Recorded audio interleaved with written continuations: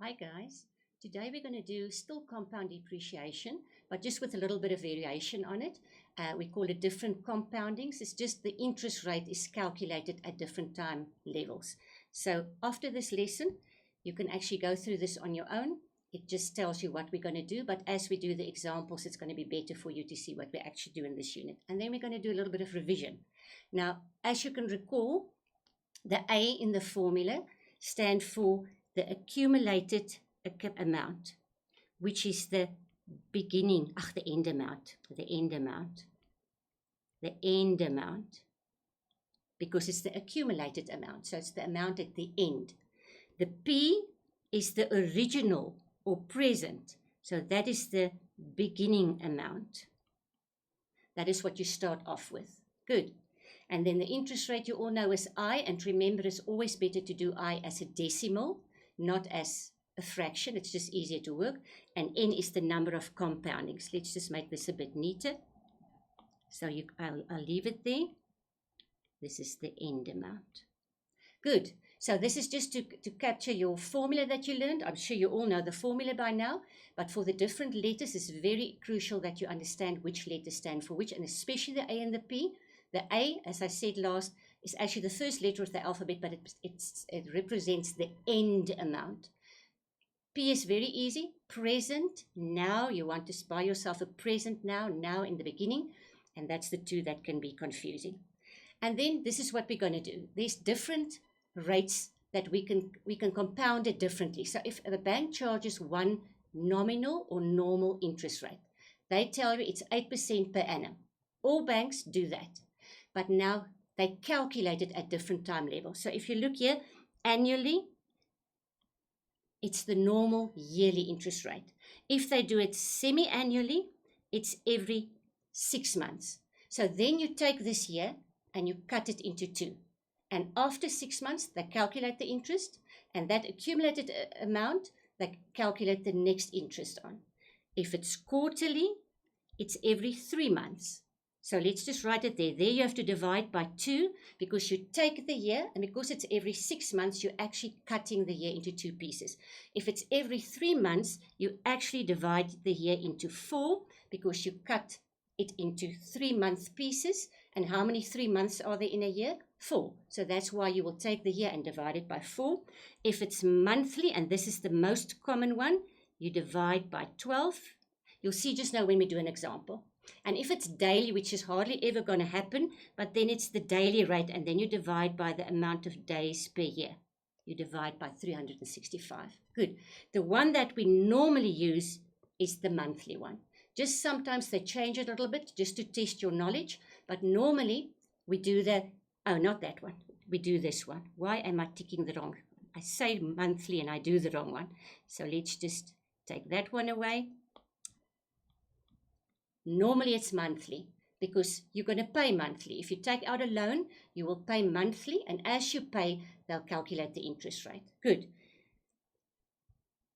Now, I talked about nominal previously. Nominal just means the normal interest rate that the bank charges. So the bank is going to tell you, like this example, 15% per annum. So that means for the whole year, they're going to charge you 15%. Now, the more pieces they cut the year into, the more interest you're actually going to pay, because let's say they do it monthly, every month they're going to calculate interest, and then for the next month they're going to use the accumulated amount and calculate the new interest, and so they're going to carry on 12 times until they get to the end of the year. Good. So here's an example. If you just have 12% compounded annually, that is what the bank is going to charge. Some is going to say we calculate it monthly, so you divide by 12. So the interest rate will actually be 0.01. Or if it's quarterly, you divide by 4. Remember what I said on the previous, every 3 months is quarterly. And then the interest rate will be 0.03. If you calculate it daily, you divide by 365. So you can see it becomes smaller and smaller. But let's do an example. It's much easier if we do an example and you see what it is. You must just be aware of the different things that they can ask you. So those are all the different ones. Let's do an example. It's always the best. Johnny invests. Now, this can be investing or a loan. Whichever one, we just need to read very carefully. And remember what we do as we read, we underline and we make sure we know what the A and the P and the I and the N is. You remember there's always 4 things involved, the A and the P and the I and the N. One of them will be unknown, the other 3 have to be known. But I also need to know which formula I must choose. So let's just see. Johnny invests. Invest 8,000 Rand. So let's just do the 8,000. That is the beginning amount. In other words, the P. Remember, the beginning amount is the present amount, P. At 8%, that is the I, but it's compounded monthly. So immediately, I must know the I needs to be divided by 12 because they don't just calculate 8% for the whole year once. They cut it up into 12 pieces. Now, what does cut up mean in maths? Divide. That is why you must divide the I by 12. They cut it up in 12 pieces. What will the value of the investment be in 10 years' time? There's your N, 10 years. Good. So can you see? Let's tick it. 1, 2, 3 known variables. So which is the unknown one? What will the value be? So what is the unknown? The end value. What will the value be in 10 years' time? That means at the end. And what represents the end? The A. So there we've got all of it. Now I'm going to write down my formula. A is equal to P, 1 plus I to the power of N. Now remember, these formulae are on the formula sheet, but you will not have time to check there all the time. So you need to know the formula. I'm sure you know it by now. We've done millions of it. You can just check on the formula sheet if you've got the right formula. Before you ever start with any financial problem, you need to write down the I and the N and make sure that they are for the same period. That is one of the biggest mistakes being made. They do the I and they know monthly, oh, I must divide by 12, but they forget that they must also change the years now to months. Remember, in one sum, you can only use 1 unit. You can't work with centimeters and meters in one sum. You can't work with years and with months in one problem. So I need to, before I start, write down the I. Oh, and another thing to be careful of. If it's 8%, remember it's not 0.8. We don't work with a fraction. We make it a decimal. It's not 0.8. Hundredths percentage stop at 2 decimals. So it's 0.08. But because I'm cutting this here into 12 pieces, I'm dividing it into 12 pieces. I need to divide by 12. Now be careful for the N. The N is 10 years. How many months in 1 year? 12. So how many months in 10 years? 10 times 12, which gives me 120. So the minute you've done this, and you can say, this is all monthly, then only you must start with your problem. And do yourself the favor, don't think it wastes time, because if you don't do that, you're going to forget one of the two to change it to the same unit. So before you start, always write down the I and the N. It's quick and fast. Write it down and make sure now if you go to your formula, you just substitute in. So the A is the unknown. P, they gave me 8,000. 1 plus, remember the I is now 0.08 over 12 to the power of 120. Now you take your calculator, and remember this calculator is very clever. You can slot in that formula just as you read it. So I'm going to say it out loud.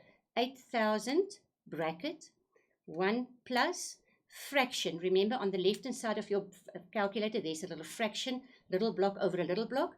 On top of the fraction you slot in 0.08 at the bottom of the fraction. Just remember you go down with your cursor to the bottom of the fraction, you slot in 12, and then just remember to go with your cursor to the right hand side so that you can put your bracket behind the whole fraction. If you just go straight to the right hand side with the 12 at the bottom, it will just put a little bracket around the 12. So make sure that you always go with your cursor on the right hand side of the fraction, and then now I want the power of 120. And you remember there's a little button X with a little block on top. So I press that to the power of, and then I just click in 120 equals, and that gives me the amount.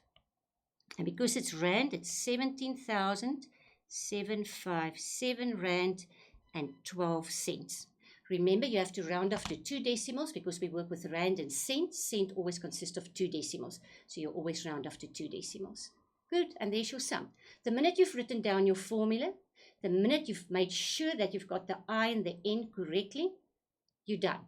You just slot it in. You click everything in one shot on your calculator. Don't do pieces and another piece and another piece, because then you're going to tend to round off all the time in your problem, and you're actually only allowed to round off the final answer in a problem, not in between. Good. So I'm taking off all of this. You need to be able to go and do this all on your own. And after you've done that, you can just page. Remember, at this stage, the timeline is not that important because I didn't fiddle with stuff on the timeline, but here it's written properly. It's always good to make a timeline. Before you start at 0, you end at 10 years, you put in the 8,000 Rand that you start off with, your interest rate. Now, I prefer to rather write 0.08, and I prefer to rather write 0.08 over 12 instead of what they've got here, instead of that percentage. You don't even have to write that percentage down once. You just start off with 0.08 and then the N, and then there's the rest of the examples answers. And remember, that little squiggly thing we do here is just because we round it off. So it's not exactly 12 cents, but rounded off it is 12 cents. So it's just a good idea. We will not penalize you if you don't put the squiggly thing, but it's just a good technical point. Good, let's go to the next one. Peter made an investment. The minute I read investment, I know that is a plus formula. If I invest and I want to get to the end, I want more money, so I know in my mind it's going to be the plus formula. 6 years ago, that is your N. Be very careful. They're not saying you're making it 6 years in advance. That you made it 6 years ago. So just remember that. The investment has grown to 1.2 million. It has grown to 1.2 million. So when is that? At the end, it's going to be 1.2 million because it has grown. And what is my end letter? It's the A. Remember, A, first letter of the alphabet, but it actually represents the last final amount. The rate was 18%, that's your I, compounded every 6 months. Very important. Let's see if you've got 3 pieces of information. There's your 3 pieces of information that you have. What do they ask? How much did Peter invest originally in the beginning? So what are they asking? The P. Now I've got my A and my P and my I and my N. The P is the unknown, the other 3 are known. Good. All of the problems work like this. If you make yourself a little summary like this and you immediately fill in the letters on top of the values, once you start writing down your formula, you just physically have to substitute. So I know it's an investment and it's only one big amount that I invest. So there's my formula, 1 plus I to the power of N. Just one thing, if you redo these, which you have to do on a clean sheet of paper without looking at any answer, because the minute you look at an answer, you've got an idea which you will not have in a test or exam. The minute you take your clean sheet of paper, write down the formula, even if you write it down 10 times for 10 different problems, because that way you instill the formula in your mind. Good. Now, just before I start, I need to write down the A was 18%, which is 0.18, but it's calculated every 6 months. So look what I'm doing. Here's my year. They calculated every 6 months. How many 6 months are there in a year? 2. So they cut it into 2 pieces. So you have to divide it into 2. Make very sure that you understand this. 18% per annum per year. But because they calculated every 6 months, they're cutting the year up into 2. Cutting means divide by 2. The minute I do that, I have to now do the N as well. The N was 6, but remember that was full years. Now I need to make it half years. How many 6 months, how many half years in a year? 2. So I must multiply by 2, and that gives me 12.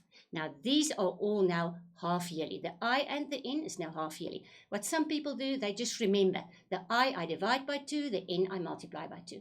I would rather that you understand why. The I, I'm cutting up the interest rate into 2, so I'm dividing it into 2. There are 2 halves in a year, and if I make more than 1 year, I have to times by 2. Good, now I just need to fill it in. They gave me the A, 1.2 million. The P I do not have. 1 plus the I do have. You see now it's just filling in. Nothing funny. I just fill it in. If I want the P all alone, I do divide, because remember bracket means times. So I must divide by that bracket. 1 plus 0.18 over 2 to the power of 12. Now, I don't know if you saw, I wanted to write a 12 there because nearly 99% of all the times you're working these problems monthly. So I'm so used to divide by 12 and multiply the years by 12, but make sure that you read carefully. If it's 2, then it means half yearly. Good. And now when you take your calculator, again, there are different ways of doing it. But because these are so clever, just slot in the fraction button so that you have the block on top and the block at the bottom, just as your problem looks. Then you slot in 1.2 million. Make sure you've got the right amount of zeros. Count them. Make double sure. Most common mistake is that people leave out 1 0, or they put in one too many 0, and then you don't get your right answer. Now you go with the cursor down to the bottom of the fraction. You make a bracket, just as you see in front of your eyes. You slot in 1 plus. Now there's another fraction. So you press again the fraction button, just as you see it. 0.18, cursor down, over 2. Make sure you did it right, over 2, yes. Go to the right-hand side with your cursor. Close your bracket to the power of that x with a little block on top to the power of 12 equals. And you write down the answer. Oh, I forgot so I'm just going to write it here. P is equal to Rand 426,641 Rand and 67 cents. Good. All of them as easy as pie, as long as you know that the I and the N must be the same. So I'm just going to take this off so you can redo it on your own. Make sure that you are doing those ticks, that you've got 3 ticks before you start your problem. And then you can check the answers. There's always a timeline for you so that you can clearly see. Again, I do not like this. I prefer to say 0.18. And when we get here, I prefer to say 0.18 divided by 2. But we do it in different manners so that you can see there are different ways of doing it. But in the end, you use the decimal format, 0.09. You do not even have to do the 0.09. You can leave it as 0.18 over 2, as you saw I did. I didn't even bother to, because sometimes when you think, oh, it's easy, I'll just divide. Some of you are going to say it's 0.9 semi-annually. And then you're wrong. Then the whole problem is going to be wrong. So rather just leave the fraction. Don't even make it 0.09 and slot it into your formula. So if you didn't get to you see there it is in the formula. I didn't make it 0.09 in case I made a mistake. I just left it 0.18 over 2. And there's your answer. There is, though, another method. Again, it's not at all what I prefer, because here you need to know another formula. You need to know, let's just go back quickly. Just as I did here, when you get the P all alone, there. When you want to get the P all alone, you divide by the whole bracket. And if you divide by a bracket, but you want to take it to the top, the exponent sign changes. So that is where this formula is coming from. I do not prefer this formula. It's not on the memo sheet, the formula sheet. So if you not sure and you made a mistake, you're going to get 0, because if the formula is wrong, you get 0. So rather just keep it to the original formula.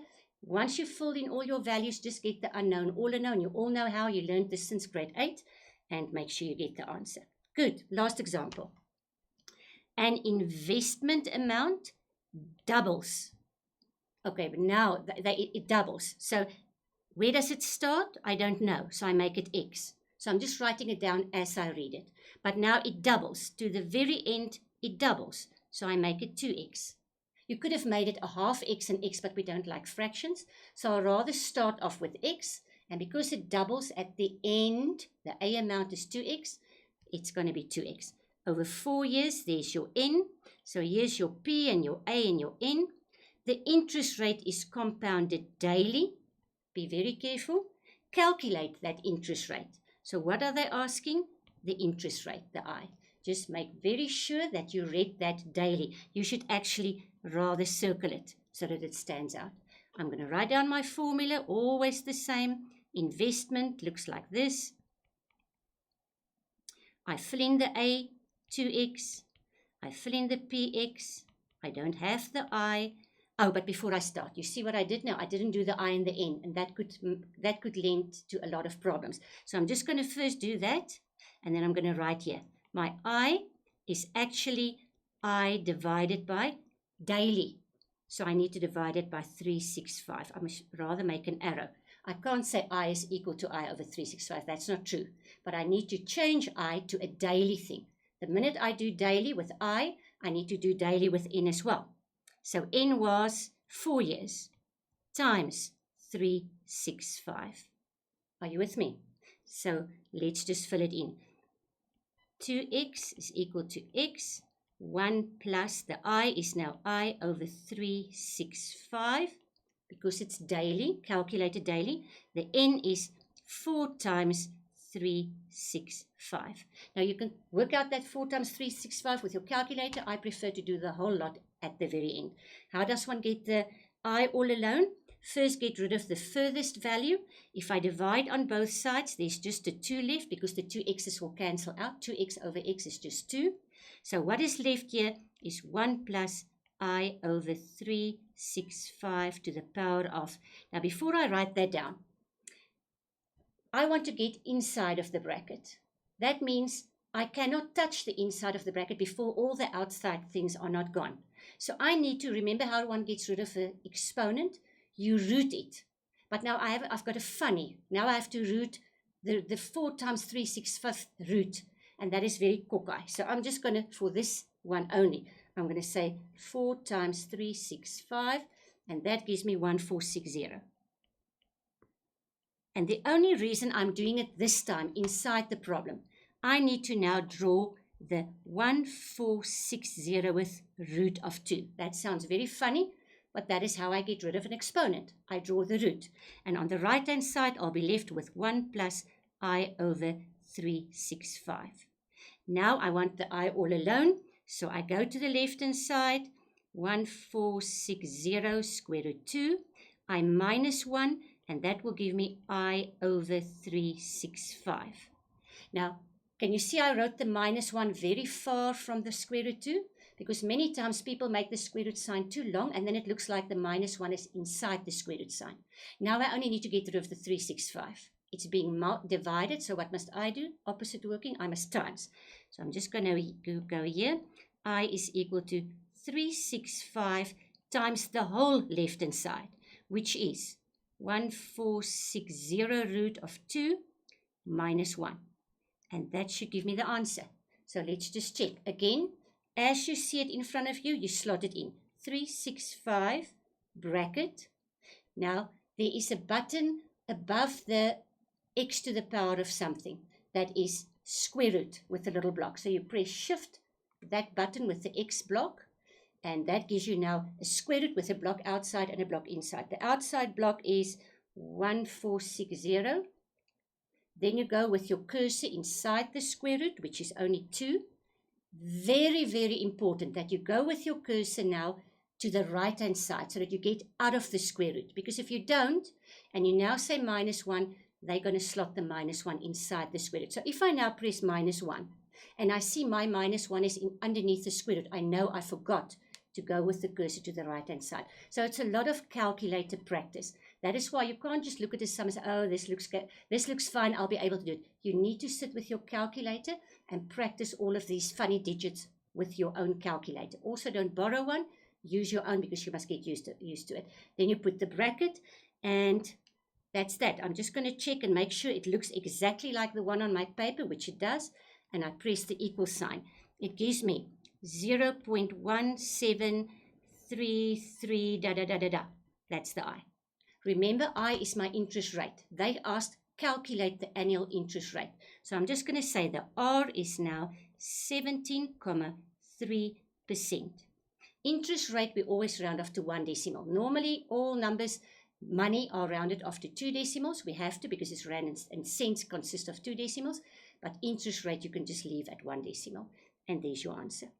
Good. Now we covered all the different compounding rates, half year, daily. We didn't do the monthly because we're going to still do many of the monthly ones. So let's just take this off so you can go and do it on your own. Remember never to check or to have a glimpse at the answer because then you will have an idea, which you will not have in a test. So just get the sum. Make sure you've written down your 4 things. 1 is a question sign. The other 3 are known. And then if you go to the other pages, you'll see there's the timeline. There's the whole answer. Again, another option is to know this formula. But this formula is not on the formula sheet. You cannot remember 100 formulae. So I prefer to know one formula There's your formula. Just get my pen back. There's your formula. This is the formula you always use if it's a once-off investment. Don't fiddle with different formula. It's just to show you there are different ways. Same answer. And you can go and check the answers on your own carefully. Now, we always give you a page or two of exercises. Please go do them. Make sure you get to the yellow answers at the bottom. So there's 2 pages of exercises. In fact, this time there are 3 pages of exercises so that you really get a good practice in, and then you should be able to do different compoundings with one formula only. Don't worry about all the other ones. Good luck. I'll see you next time.